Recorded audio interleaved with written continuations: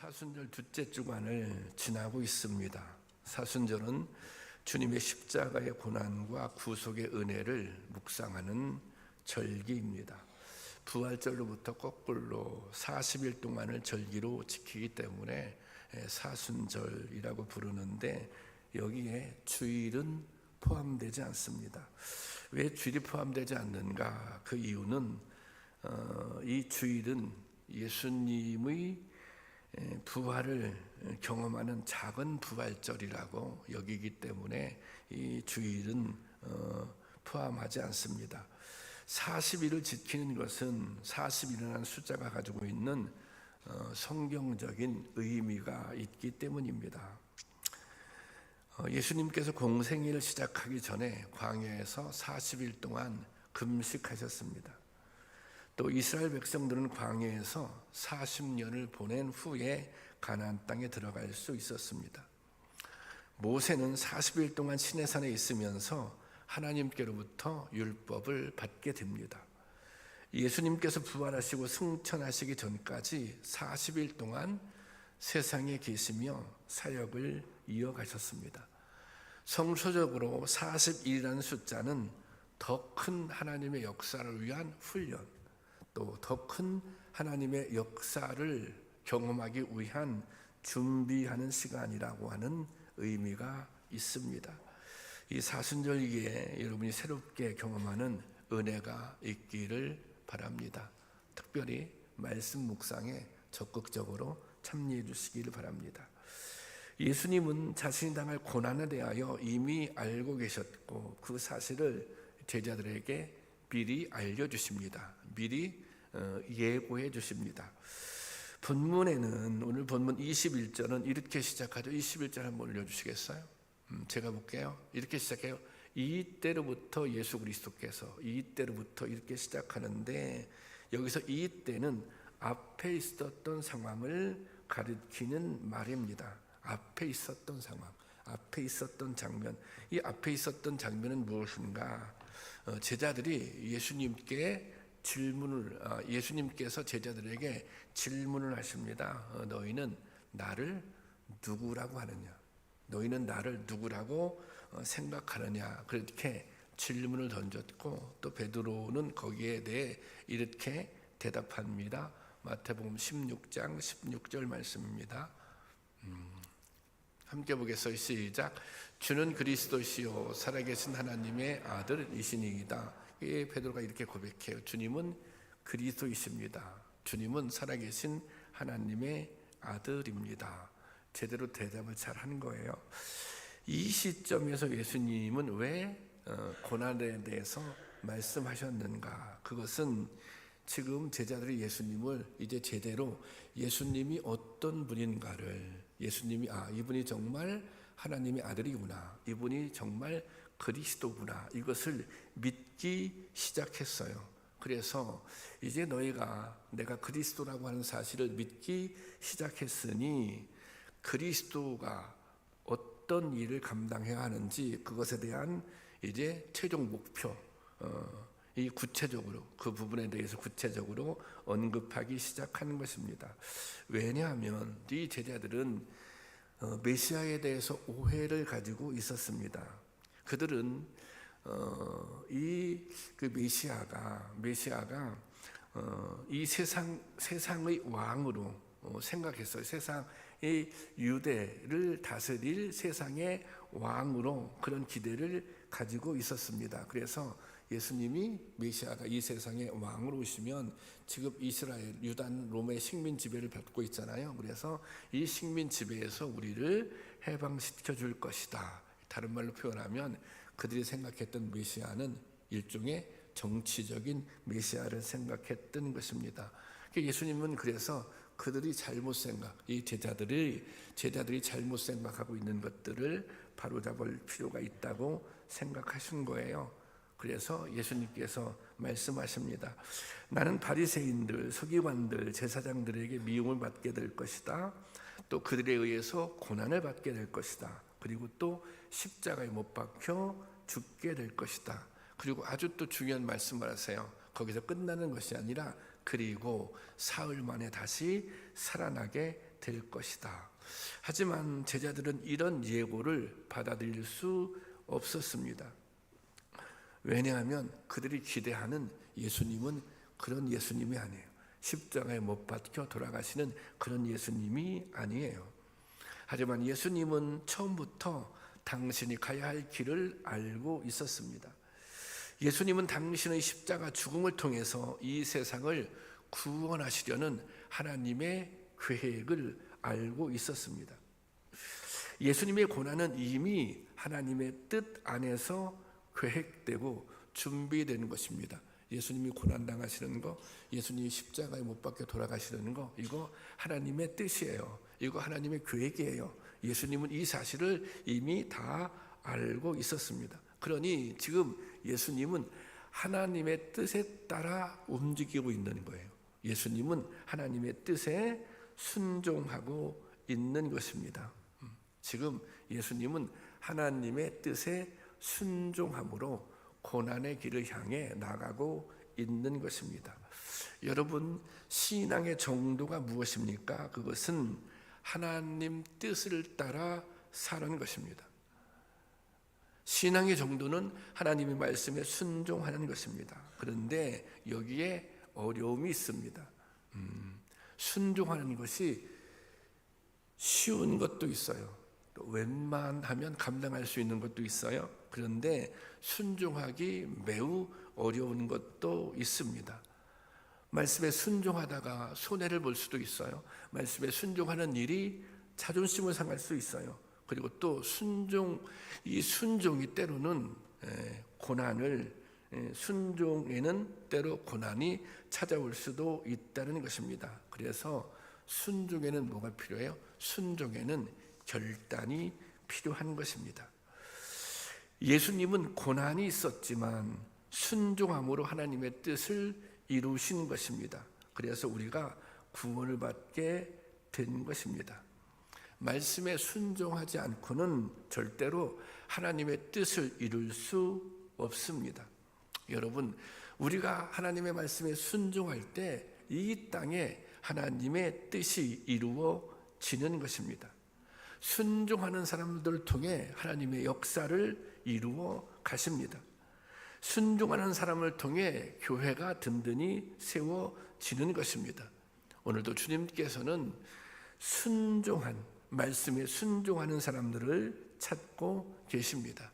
이 사순절기에 더욱더 말씀에 순종할 수 있는 은혜가 우리 가운데 있기를 주님의 이름으로 축원합니다. 예수님께서 나는 고난을 받게 될 것이다, 그렇게 제자들에게 미리 말씀을 해주세요. 그런데 베드로는 여기 아주 강력하게 일종의 반발을 합니다. 22절을 제가 세 번역을 올려놨는데요. 한번 다시 읽어볼까요? 시작. 이에 베드로가 예수를 따라 주님, 안 됩니다. 절대로 이런 일이 주님께 일어나서는 안 됩니다 하고 말하면서 예수께 대들었다. 내가 고난을 당할 거야, 그렇게 얘기했더니 베드로가 안 됩니다, 그렇게 하시면 안 됩니다, 이 수준에서 항변한 것이 아니라 여기 뭐라고 했어요? 대들었다. 이제 그렇게 해석하고 있습니다. 그런데 사실 이 앞에서 베드로는 뭐라고 고백했어요? 예수님을 그리스도라고 고백을 했습니다. 사실 예수님을 그리스도라고 고백한 것은 맞는 고백입니다. 말은 맞아요. 내용이 맞아요. 그렇지만 이 고백은 완벽한 고백이라고 볼 수는 없습니다. 왜냐하면 예수님이 그리스도가 되기 위해서는 어떻게 해야 돼요? 고난을 받으셔야 돼요. 예수님이 그리스도가 되기 위해서는 십자가에 못 박혀 돌아가셔야 되는 거예요. 하지만 이 베드로는 예수님의 고난을 이해하지 못했던 것입니다. 그러니까 베드로의 고백이, 예수님이 그리스도라고 하는 고백이 완벽해지기 위해서는 베드로가 여기서 예수님을 말려서는 안 되는 거예요. 고난도 이해할 수 있어야 베드로의 고백, 당신이 정말 우리의 구세주라는 고백이 완벽한 고백이 되는 것입니다. 그런데 이 제대로 예수님을 그리스도로 고백하는 사람이 있습니다. 바로 예수님이 돌아가셨을 때 십자가 아래서 이루어진 백부장의 고백입니다. 마태복음 27장 54절 말씀입니다. 함께 보겠습니다. 시작. 백부장과 및 함께 예수를 지키던 자들이 그 일어난 일들을 보고 심히 두려워하여 이르되 이는 진실로 하나님의 아들이었도다. 자, 이 고백은 예수님의 고난을 목격하고 그 현장에서 이루어진 고백입니다. 지금 예수님이 고난 당하셨어요.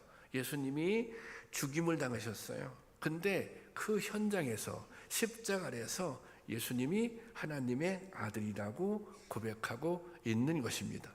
그러니까 백부장의 고백이 백부장의 고백이 완벽한 분명한 고백인 것입니다. 그렇다면 베드로는 왜 이렇게 불완전한 고백을 했는가? 베드로는 왜 이렇게밖에 고백할 수 없었는가? 그 답은 예수님의 책망에 담겨져 있습니다. 베드로가 막 항변하고 예수님께 그리하시면 안 됩니다. 돌아가시면 안 됩니다. 그렇게 막 대들었다고 그랬잖아요. 그래서 예수님께서 이렇게 말씀하십니다. 오늘 본문 23절입니다. 다 같이 시작.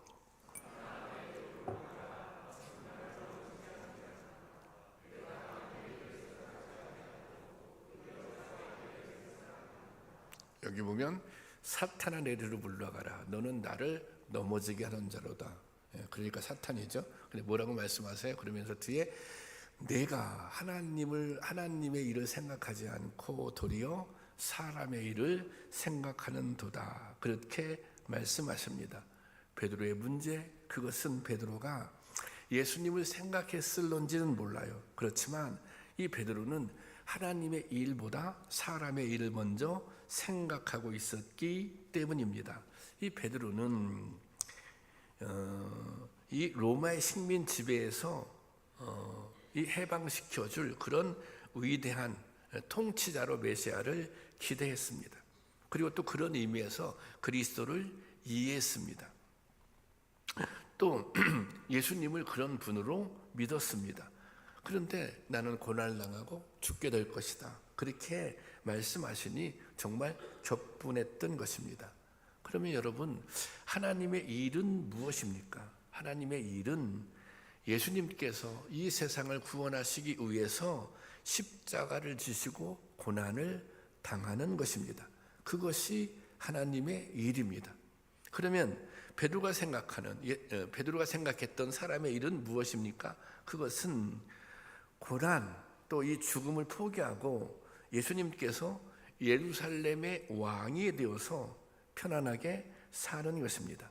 지금 베드로는 이것을 선택하라고 예수님에게 권하고 있는 것입니다. 그러니 베드로는 예수님을 향해서 하나님의 일이 아니라 사람의 일을 선택하라는 것입니다. 고난을 피하고 사람의 욕심을 채우는 길을 선택하라고 유혹하고 있는 것입니다. 사탄이 누구입니까? 누가 사탄입니까? 그것은 하나님의 뜻을 저버리게 하는 사람이 그 자가 사탄입니다. 나를 아무리 생각하고 나를 아무리 좋아해서 하는 말이라도 그 말이 하나님의 뜻을 저버리게 하는 말이라면 그것은 뭐예요? 사탄입니다. 사탄의 역사입니다. 베드로는 예수님 사랑하죠. 베드로는 예수님에게 애정이 있었죠. 그렇지만 베드로의 이 말은 예수님으로 하여금 하나님의 뜻을 거역하게 하는, 저버리게 하는 그런 말이었던 것입니다. 그러니까 베드로가 비록 제자였지만 그를 향해서 뭐라고 말씀하세요? 사탄이라고 아주 강력하게 사탄아 물러가라 그렇게 말씀하고 있는 것입니다. 주님에게 있어서 인생의 가장 큰 우선순위는 하나님의 일입니다. 하나님의 뜻이었습니다. 그런데 예수님은 하나님의 뜻이 무엇인지, 하나님의 일이 무엇인지 너무나 잘 알고 있습니다. 그것은 자신의 목숨을 내어주는 것이 하나님의 일입니다. 예수님은 하나님께서 자신의 목숨을 통해서 세상을 구원하실 하나님의 계획을 알고 있었습니다. 예수님은 하나님께서 왜 자신을 세상에 보내셨는지 그 목적을 분명히 알고 있었습니다. 베드로에 대한 예수님의 책망은 하나님과 사람의 일에 대해 분명히 판단하고 그리고 결단을 촉구하는 가르침인 것입니다. 하나님의 일이 있고 사람의 일이 있는데 무엇이 하나님의 일인지 무엇이 사람의 일인지 그것을 분명히 분별하라는 것입니다. 우리가 어떤 잘못을 범합니까? 마치 사람의 일을 하나님의 일처럼 착각하는 경우가 있지 않습니까? 그래서 예수님께서 이런 경고의 말씀을 하셨어요. 누가복음 7장 23절 말씀입니다. 함께 보겠습니다. 시작. 누구든지 나로 말미암아 실족하지 않은 자는 복이 있도다. 나 때문에 넘어지지 않는 사람은 복이 있도다. 이렇게 말씀하셨는데 이 말씀은 세례 요한이 예수님께 제자들을 보내서 질문을 하게 합니다. 그때 이 세례 요한의 제자들이 예수님께 이런 질문을 던집니다. 누가복음 7장 20절 말씀입니다. 다 같이 보겠습니다. 시작. 그들이 예수께 나가 이르되 세례 요한이 우리를 보내어 당신에게 여쭤보라고 하기를 오실 그이가 당신이오니까 우리가 다른 일을 기다려야 하니까. 자, 지금 이게 어떤 의미가 있느냐? 이제 세례 요한은 당시 헤롯 왕에 의해서 감옥에 갇혀 있어요. 이 감옥에 갇혀 있는데 예수님의 사역의 소식을 막 듣게 돼요. 세례 요한도 어떤 생각을 가지고 있었냐면 뭔가 예수님이 오시면 세상이 확 바뀔 것이다. 지금 로마가 이 유대를 식민 지배하고 다스리고 있는데 뭔가 이런 불의한 세력들을 다 심판하실 것이다. 이런 기대를 가지고 있었어요. 그런데 예수님의 사역 소식을 들어보니 예수님이 뭔가 막 심판하고 정죄하고 이런 것이 아니라 고치고 또 살리고 회복하는 사역을 하고 계신 거예요. 그래서 이 세례 요한이 궁금한 거예요. 세례 요한도 사실은 이 베드로와 비슷한 생각을 가지고 있었기 때문에 그래서 자기는 감옥에 있어서 자기가 직접 물어볼 수 없으니 제자들을 보내서 여쭤보게 한 겁니다. 정말 우리가 기다리고 있는 메시아가 당신이 맞습니까? 당신이 아니라면 우린 다른 메시아를 또 기다려야 합니까? 이렇게 질문하게 된 것입니다.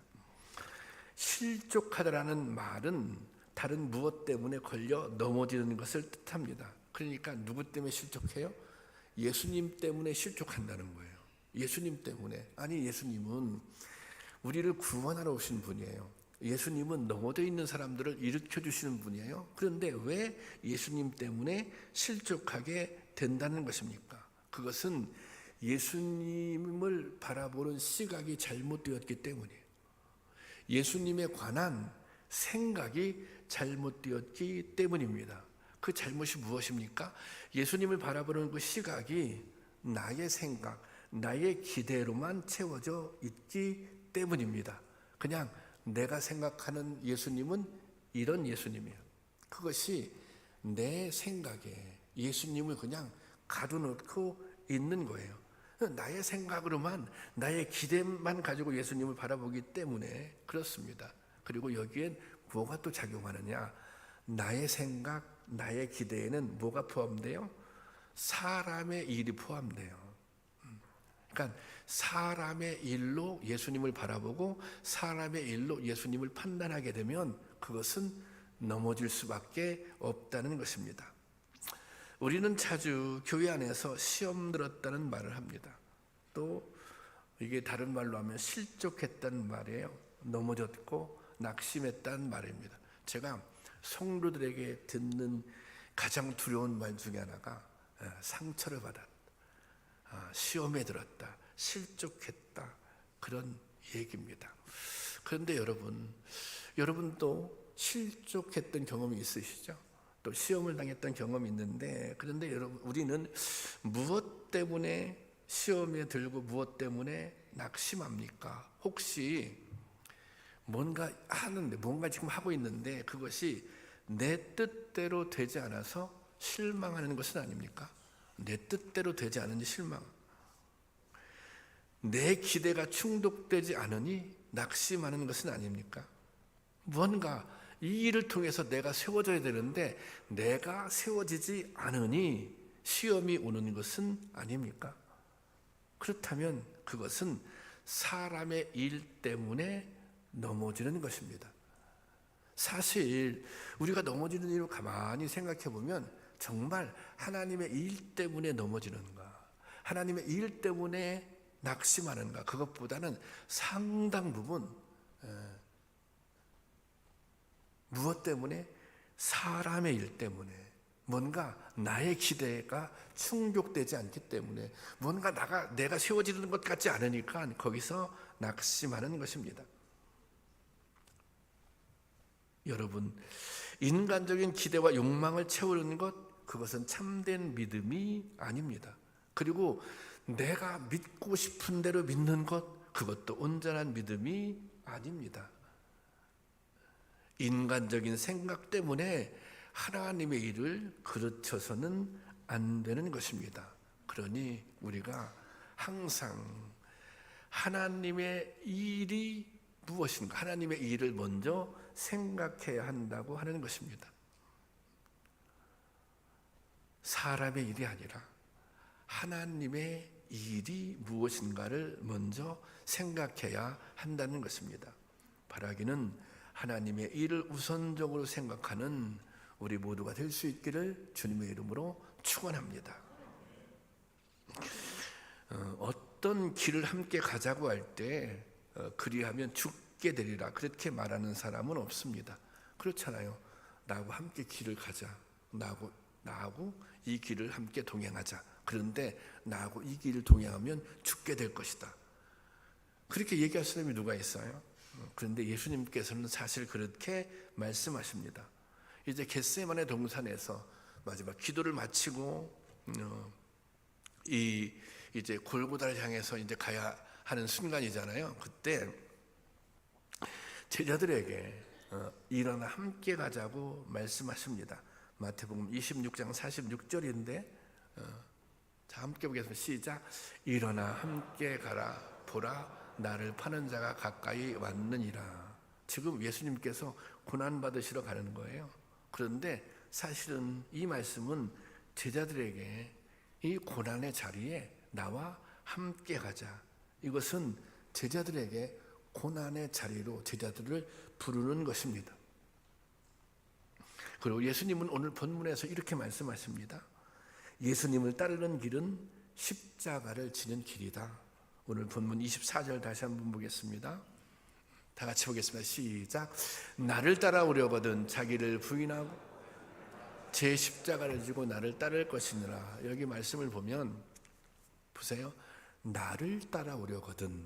자, 나를 따라오려거든. 뭐라고 말씀하세요? 그냥 바로 십자가를 져라 그렇게 말씀하지 않으세요? 나를 따라오거든 자기를 부인하고 그렇게 말씀하세요. 그러니까 이 얘기는 십자가를 지기 위해서는 어떻게 해야 된다? 자기를 부인해야 된다는 것입니다. 그렇다면 자기 부인이 무엇입니까? 자기 부인, 나를 부인한다고 하는 거, 이것도 자기 부정이라고 하는데 이 자기 부정은 무엇입니까? 그것은 우리가 본성이 가지고 있는 욕구가 있습니다. 인간의 본성, 그 본성이 무엇입니까? 욕망입니다. 욕망.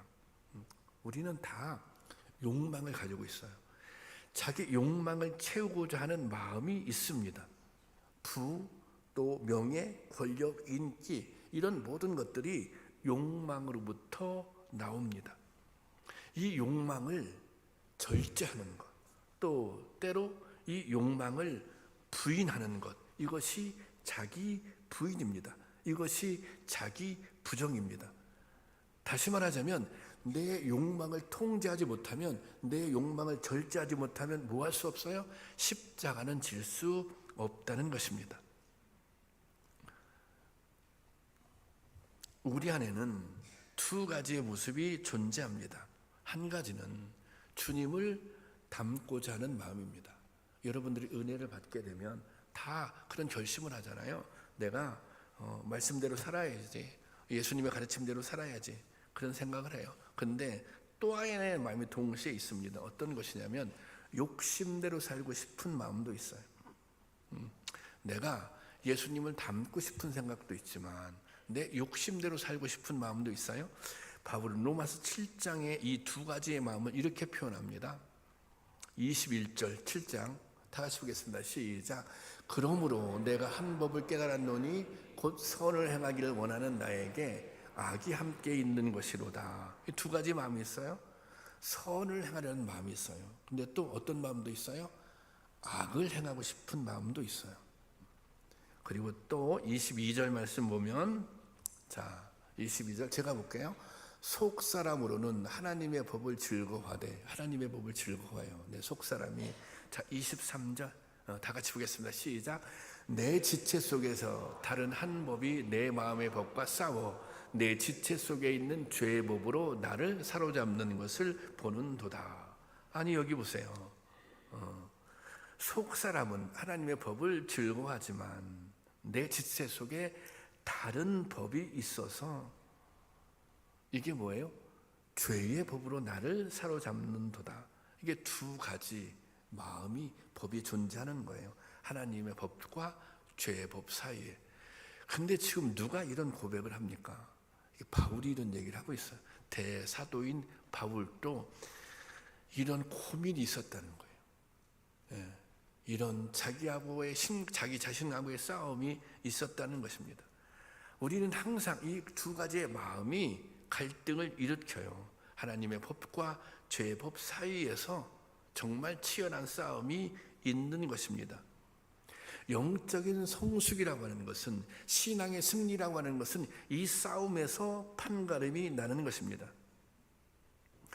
죄의 법과 싸워서 많이 이기면 이길수록, 한 번 이기고 두 번 이기고 세 번 이기고 많이 이기면 이길수록 성숙한 믿음이 되는 것입니다. 많이 이기면 이길수록 이 싸움에서 이겨야 성도답게 살 수 있는 것입니다. 우리가 말씀 묵상을 해요. 우리가 기도를 해요. 그런데 항상 죄의 법과 싸워서 맨날 져요. 그래서 내가 내 욕망대로 살아가. 그것은 이 말씀 묵상에 힘이 없는 거예요. 우리가 기도하는 이유는, 우리가 하나님의 도우심을 간구하는 이유는 이 싸움에서 이기기 위해서 말씀을 붙잡기도 하고 또 하나님의 능력을 덧입는 것입니다. 그런데 이 싸움이 자신을 부인하는 싸움입니다. 이 싸움이 이렇게 자신을 부인할 때 그 다음에 뭐예요? 새롭게 감당해야 할 일이 있어요. 그것이 뭐냐면 내가 지고 가야 할 십자가입니다. 자기를 부인할 때 내게 주어진 십자가를 질 수 있다는 것입니다. 그러면 십자가라고 하는 것은 구체적으로 무엇을 의미합니까? 우리가 그런 얘기를 가끔 들어요. 우리가 인생을 살다가 나를 힘들게 하는 사람이 있잖아요. 힘들게 하는 일들이 있잖아요. 어떤 사람이 나를 힘들게 하고 또 어떤 사건이 나를 힘들게 해요. 우리는 그런 사람, 나를 힘들게 하는 사람, 나를 힘들게 하는 사건을 만났을 때 그것이 십자가라고 얘기할 때가 있습니다. 종종 그렇게 얘기하잖아요. 그래서 어떤 사람은 내가 금방 치료할 수 없는 내가 질병에 걸렸어. 그 질병이 나에게 십자가야. 뭔가 나를 괴롭히는 어떤 환경이 있어. 금방 해결되지 않는 그것이 나의 십자가야. 뭐 속을 막 썩이는 아이들이 있으면, 자녀들이 있으면 나의 십자가야. 뭐 그렇게 얘기할 때 있어요. 그런데 그것은 십자가가 아닙니다. 아까 이런 말씀 드렸잖아요. 십자가는 자기를 부인해야 질 수 있다고. 이런 문제는 자기를 부인하지 않아도 충분히 감당할 수 있는 문제들입니다. 십자가는 무엇입니까? 그것은 예수님이 지신 십자가를 보면 답을 찾을 수 있습니다. 예수님이 무엇 때문에 십자가를 지셨습니까? 예수님이 왜 십자가를 지셨습니까? 예수님이 십자가를 지신 것은, 십자가를 지는 것이 하나님의 뜻이었기 때문에 십자가를 지신 것입니다. 예수님이 십자가를 지신 것은 그것이 하나님의 일이었기 때문에 십자가를 지신 것입니다. 예수님이 십자가를 지신 이유, 예수님이 십자가에 못 박히신 이유, 예수님이 십자가에서 죽으신 이유, 한마디로 그것은 하나님이 뜻이었기 때문에 그렇게 한 것입니다. 그러니 십자가가 뭐예요? 다른 게 아니라 하나님의 뜻, 내가 감당해야 할 하나님의 뜻, 하나님의 일이 있다면 그것이 십자가인 것입니다. 우리가 아무리 고생을 하고 지독한 고통을 당해도 그것이 하나님의 뜻과 상관이 없다면 그것은 그냥 고생하는 거예요. 그냥 고통을 받는 거지 그것이 십자가가 아닌 것입니다. 우리의 삶의 현장에서 하나님의 뜻을 찾아 순종하는 삶을 살고자 하는 것, 그것이 바로 십자가를 지고 주님을 따르는 것입니다. 이 세상 사는 동안 하나님의 뜻을 따르기 위해 당해야 할 수고가 있다면 그것이 나의 십자가입니다. 주님을 쫓아 살기 위해 겪어야 할 아픔이 있다면, 성도답게 살기 위해 살면서 당하는 아픔이 있다면 그것이 십자가입니다. 그것이 우리가 지고 가야 할 십자가인 것입니다. 그런데 여기에 아주 중요한 또 하나의 사실이 있습니다. 우리가 십자가를 져요. 그것은 십자가는 고난을 의미하잖아요. 고통을 의미하잖아요. 그런데 그것이 고통으로, 고난으로 끝나지 않는다는 것입니다. 주님께서 분명히 말씀해 주셨어요. 뭐라고 말씀하셨어요? 내가 고난을 당하고 십자가에 죽게 될 것이다. 거기서 끝나지 않았어요. 거기서 끝났으면 오늘날 기독교는 존재하지 않습니다. 그 다음 정말 중요한 말씀을 하세요. 내가 3일 만에 다시 살아날 것이다. 이 말씀을 하세요. 그러니까 부활의 영광이잖아요. 부활의 영광. 부활의 영광은 무엇 다음에? 십자가의 고난을 거쳐서 십자가의 고난을 통과할 때 부활의 영광에 참여할 수 있다는 것입니다. 십자가의 부활의 영광은 십자가를 통해서만 얻을 수 있는 것입니다. 정말 죽어야만 다시 살 수 있기 때문입니다. 우리가 주님 때문에 당하는 고난은 그냥 당하는 고난이에요. 반드시 그 길 끝에서 주님의 영광을 보게 되고 그 영광에 참여하게 되는 것입니다. 여러분, 주님은 제자들에게 그랬던 것처럼 우리에게 함께 가자고 요청하고 있습니다. 주님이 함께 가자고. 이것을 다른 말로 표현하자면 나의 뜻이 있으니 사람의 일을 고집하지 말고 하나님의 일을 따라서 살라고 하는 말씀입니다. 그런데 그 길은 가시밭길일 수 있어요. 그 길은 때로 자기를 부정해야 됩니다.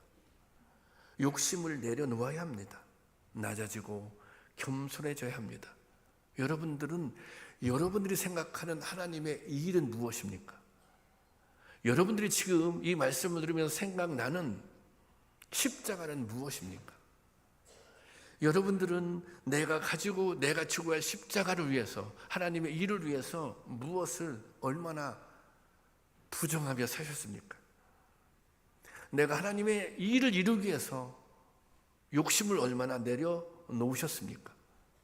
또 얼마나 겸손해지고 얼마나 낮아지셨습니까? 그런데 이 길은 그런 길이에요. 낮아져야 돼요. 욕심을 내려놓아야 돼요. 자기를 부정해야 돼요. 근데 중요한 것은 거기서 끝나는 것이 아니라 그렇게 해야 하나님의 뜻도 이루고, 그렇게 해야 하나님의 영광도 드러내고, 그렇게 해야 부활의 영광에 참여할 수 있다는 것입니다.